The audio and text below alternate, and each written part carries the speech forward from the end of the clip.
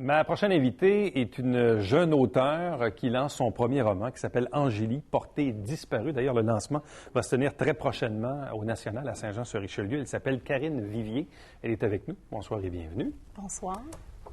C'est le projet d'une vie? C'est le projet d'une carrière? C'est quoi?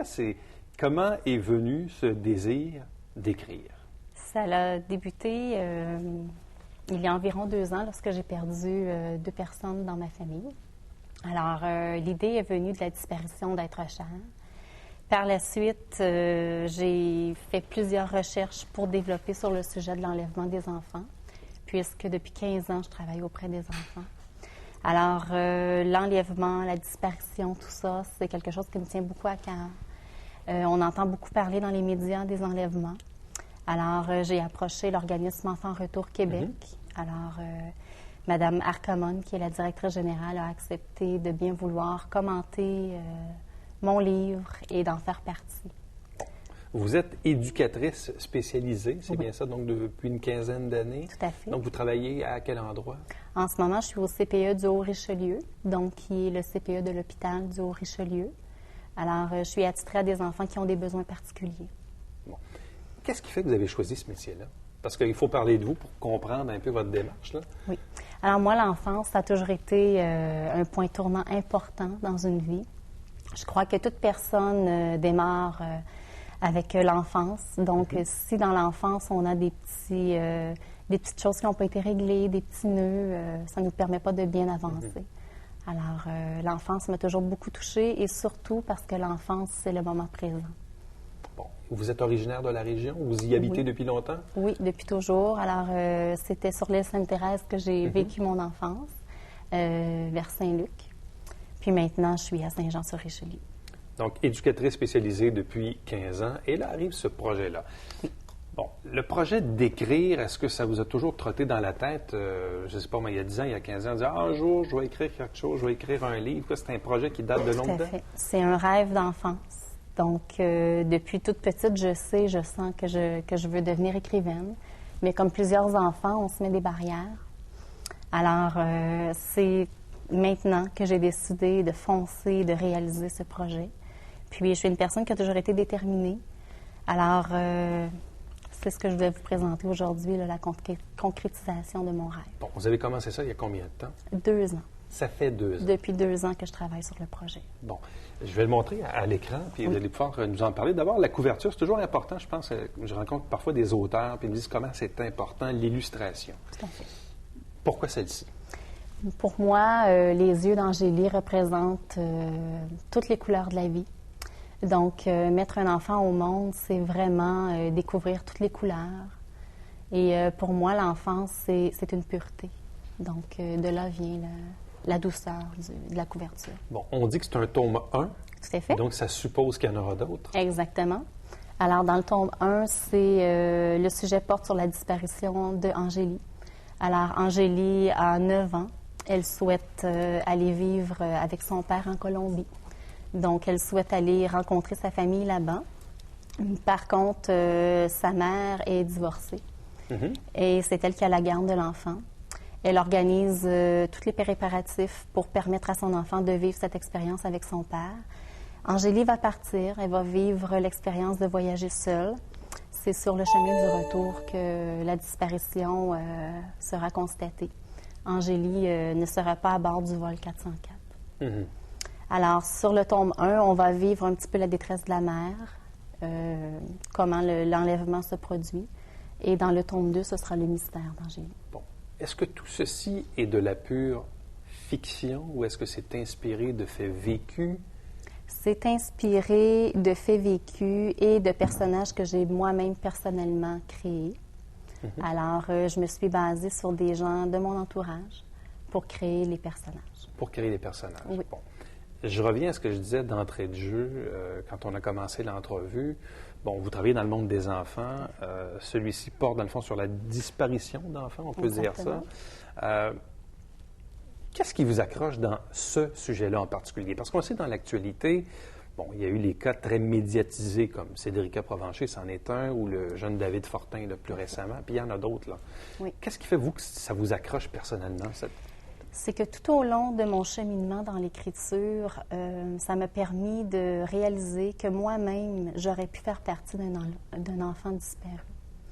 Moi-même, à l'âge de 5 ans, je me suis dirigée à l'école, j'étais en maternelle et, bon, comme tout bon parent, cette journée-là, moi, je n'avais pas d'école. Alors, comme je vous ai dit tout à l'heure, je suis une personne déterminée depuis toute petite. Alors, je suis débarquée de l'autobus et je me suis dirigée sur le chemin faisant pour revenir à la maison. Heureusement, mes parents étaient sur le chemin du retour pour me récupérer. Et, bon, de fil en aiguille, mon fils a lui aussi pris le chemin de la grande aventure de l'école et ça lui est arrivé lui aussi. Alors, je ne sais pas si les événements, je les ai attirés ou non, mais ça m'a fait réaliser que moi aussi, j'aurais pu perdre mon propre enfant. Je n'ai pas eu ce malheur. J'ai eu la chance qu'il soit revenu à la maison. Alors, j'ai décidé d'écrire pour agir pour les familles qui, eux, n'ont pas la chance de revoir leur enfant. Parce que je pense que chaque parent, à divers degrés, ont vécu parfois des moments de stress. Si ce n'est, je ne sais pas moi, l'enfant qui devait appeler pour dire qu'il est chez un ami, puis finalement, ça arrive des fois que les enfants oublient, mais on peut être pendant une demi-heure, 1 heure, même des fois 2, 3 heures à faire la tournée des amis, puis ultimement, ça finit bien, puis c'est correct. Mais si ce n'est que ces quelques heures de stress que le parent vit, on peut imaginer en quelques instants ce que ça peut être dans des cas où, effectivement, ce sont de réelles disparitions et qu'on ne sait pas finalement ce qui arrive. Non. Et c'est pourquoi qu'avec le projet que j'ai monté, j'aimerais travailler en collaboration avec des organismes. J'aimerais pouvoir offrir aux enfants de réaliser leur passion, mais aussi d'être sensibilisé au danger. Et j'aimerais surtout qu'un enfant puisse savoir quoi faire s'il se retrouve en période de détresse. Oui, parce que tous les cas médiatisés dont je faisais mention tantôt, ça a amené, puis même on l'a vu ici dans la région, tout de suite, dès qu'il y avait quelqu'un d'un peu louche sur le coin d'un parc, on appelait la police, puis c'est correct, mais genre de réflexe que peut-être qu'on n'avait peut-être pas avant. Le cas Cédrica en est un très médiatisé, là. Oui. Et c'est de voir également, au fil du temps, comment les parents s'accrochent. Dans le cas de Cédrica, évidemment, ça fait un petit peu plus longtemps. Dans le cas de David Fortin, on voit encore les parents qui font des démarches, puis enfants retour et tout ça. Donc, où on garde pas, on perd pas l'espoir de peut-être revoir l'enfant un jour. Là, vous, dans votre cas, évidemment, tome 1, puis il y aura le tome 2 par la suite. Oui. Est-ce que vous voulez, puis je ne veux pas parler de la fin parce que c'est un roman, mais est-ce que vous voulez que ça se termine sur une réflexion, sur quelque chose d'heureux ou sur, oui, quelque chose de malheureux? Non, c'est vraiment sur une réflexion heureuse. Alors, le dénouement de l'histoire sera heureuse parce que je souhaite vraiment que les gens en gardent un bon souvenir. Et Angélie, pour moi, c'est vraiment la distribution autour de moi, c'est vraiment tout mon entourage, les belles couleurs que moi j'ai réussi à vivre, mais je voudrais aussi transmettre aux gens cette passion. Qu'est-ce que c'est écrire un roman? Parce que avoir l'idée, avoir le projet, avoir le rêve de le faire, c'est une chose. Oui. Le fait de s'installer, puis de commencer, puis de se relire, puis de... juste Oui. C'est vraiment un moment qu'on passe avec nous-mêmes. Alors, c'est pour ça que moi, je parle d'une passion. C'est vraiment le moment que j'ai pour moi de m'installer, de me ressourcer, puis de laisser m'exprimer, puis... de me laisser inspirer. Qu'est-ce qui a été le plus dur? Je vous dirais que ça a été peut-être de comprendre qu'est-ce que c'est exactement la disparition d'un enfant, de vivre moi-même les 20 minutes où est-ce que mon enfant était pour moi porté disparu. Oui. Oui. Bon, le choix de la maison d'édition Poussière d'étoiles, qui sont ces gens? Ces gens sont des gens de ma famille. Alors, moi, j'ai eu la chance d'être déterminée, vraiment d'accomplir mon rêve et j'aimerais pouvoir faire grandir cette maison d'édition et avec l'aide des gens de ma famille. Bon, est-ce que c'est un premier document de cette maison d'édition-là? Oui, tout à fait. Donc, c'est une double naissance. Exactement. Celle de l'auteur, le livre, la maison d'édition également. Oui. Bon. Oui. Là, vous avez un lancement qui est prévu le mardi 18 mai à l'Auberge nationale, en présence d'ailleurs de Pinard Camon d'Enfants Retour qui sera présente. Comment vous voyez cet événement-là?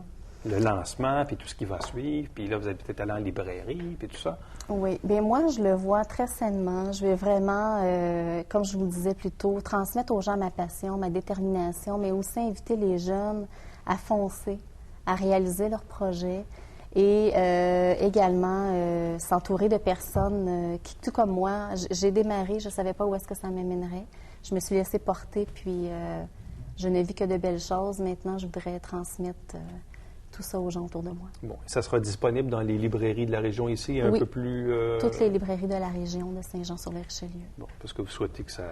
Oui, que le plus de gens s'intéressent à Angélie.